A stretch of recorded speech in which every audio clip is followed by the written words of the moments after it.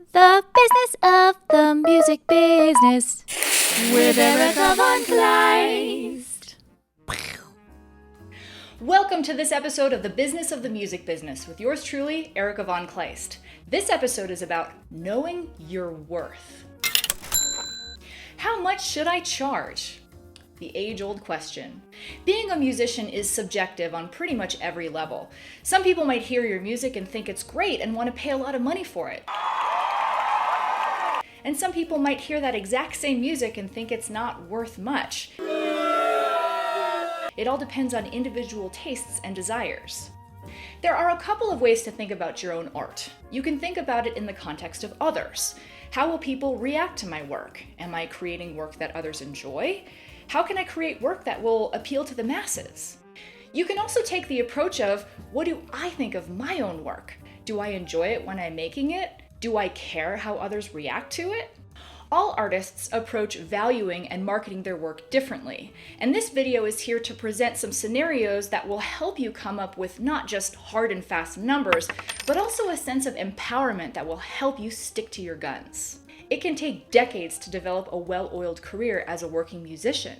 Just think about how much time that is. The hours that you've spent practicing the same things over and over again to develop your technique and knowledge. The thousands of dollars spent on music lessons and books and reeds and equipment, college tuition, so that you can come out of music school with a degree to do what?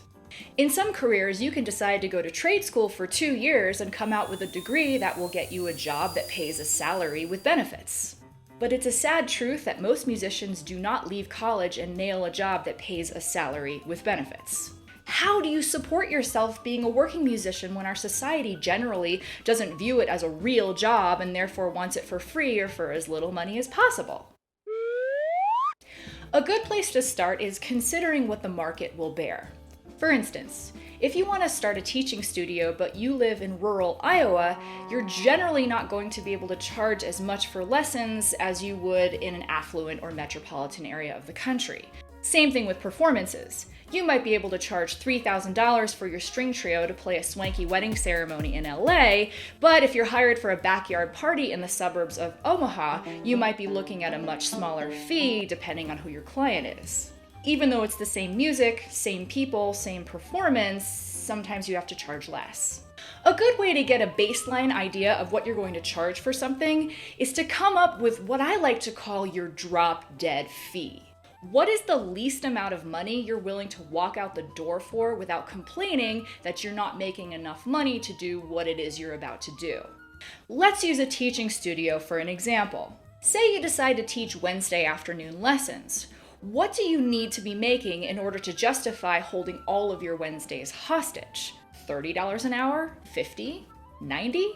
And then what, realistically, can your market bear? What are others charging for lessons in your neck of the woods? Are you a veteran teacher or are you new to teaching and you're developing your experience? All of these factors affect how much you're going to charge. Let's put this in the context of a gig. You get approached by a hotel to play jazz piano every Thursday for 3 hours. Great, a regular gig. But you need to consider a few things. What are other local musicians charging for 3 hours of their time and expertise on a Thursday? And are you worth the same or are you worth more? If you charge too much, then the hotel might only book you once a month, and over the long run, you'll blow an opportunity to make more money. But if you charge too little, you're beholden to a weekly gig, and you could lose money on other gigs that you have to turn down. You really need to think hard about what that drop-dead price is going to be, because it's going to lay the foundation for what you're ultimately worth. Another thing to understand is that people have money.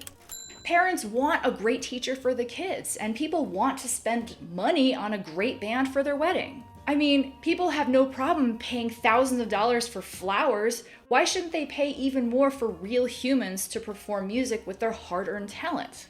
I ran a wedding band in Montana for several years, and my negotiation skills were key in making sure my band members got a good fee and that I came out on top every single time. Let's start with a hypothetical drop-dead price for my band. $4,000. But when the client calls, I don't open with that. Here's how it goes down. Hello? Oh my god, hi, my name's Blakely. I'm a bride. I need a band for my wedding. I'm a bride. Hey, congrats. Yeah, we'd love to play. Where are you from? I live in Malibu, but I'm from Beverly Hills. Okay, so money isn't a factor for her. She's from an affluent area and she's having a destination wedding. Oh, I love LA. When's your wedding? July 4th. July 4th is a primo date for gigs. My drop dead price just went up to $6,000. Okay, we're available. Oh my god, yay. How much do you charge? Here's where you can upsell yourself. Well, do you need any other music for your wedding, like for cocktail hour? Oh my god, yes. We need someone to play background jazz cocktail background music in the background that's not too loud, like Michael Bublé. Oh yeah, sure. We can cover that for an extra fee. Oh good, this makes my life so easy.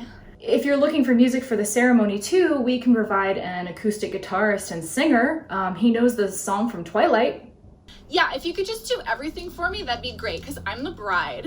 Great. Okay, so with everything included, the fee will be $7,500, and that'll include ceremony, cocktail hour, and reception music. And we'll go ahead and take care of all the sound equipment and stage lighting, which we do anyway. Amazing. Oh my god, I can't wait. Thank you guys so much. Score! I just booked a $7,500 gig, which is almost double my drop dead price. I can hire extra musicians, a sound person, and pay everybody well, and I come out on top. Here's another scenario. Hi, my name's John. I run a local nonprofit shelter for critically endangered domestic parakeets. We're having our annual Release the Keats party, and we need a band to play some music. We're having it at the Ritz-Carlton, and it's going to be catered by Gordon Ramsay, and it's on Thanksgiving. Yeah, cool. We're available. What's your budget? Budget? I mean, how much money are you offering us to perform for your guests? Well, we're a nonprofit. We don't have money in the budget for music. It's great exposure. I mean, Gordon Ramsay and all the parakeets.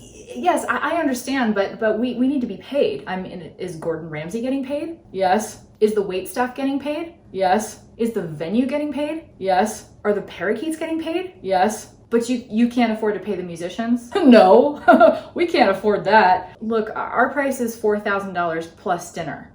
Hello? Okay, kids, you're gonna experience this. You're going to be asked to play for free. You're going to be asked to perform for exposure. My general advice on this is do not do it.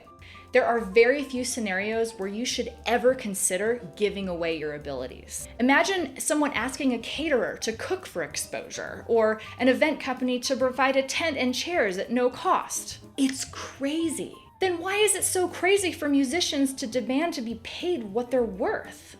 Obviously, every gig and every situation is different.